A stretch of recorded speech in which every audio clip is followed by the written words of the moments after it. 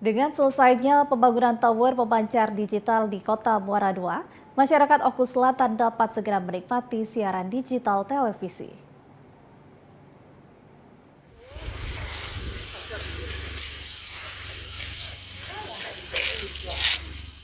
Saudara, inilah pembangunan tower pemancar digital di Kabupaten Oku Selatan, tepatnya berada di Kota Muara II.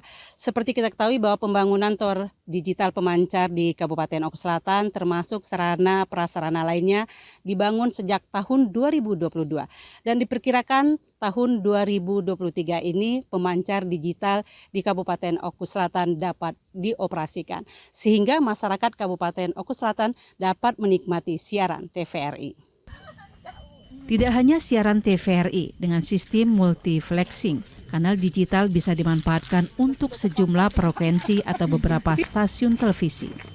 Kelebihan kanal digital adalah satu tower dan satu kanal digital bisa dimanfaatkan oleh sejumlah stasiun penyiaran. Sistem transmisi digital di Kota Muara II ini mulai diinisiasi tahun 2021 lalu. Kesungguhan pemerintah Kabupaten Oku Selatan dengan menghibahkan tanah seluas 3.000 meter persegi membuat proses pembangunan ini cepat terwujud. Pada Oktober 2021, MOU hibah ditandatangani Bupati Oku Selatan Popo Ali Martopo dengan Kepala TVRI Sumatera Selatan yang ketika itu dijabat Sukirman. Saat ini pembangunan tower sudah selesai dan ditinjau Kominfo Oku Selatan, Kepala Bidang Komunikasi Publik Zakia.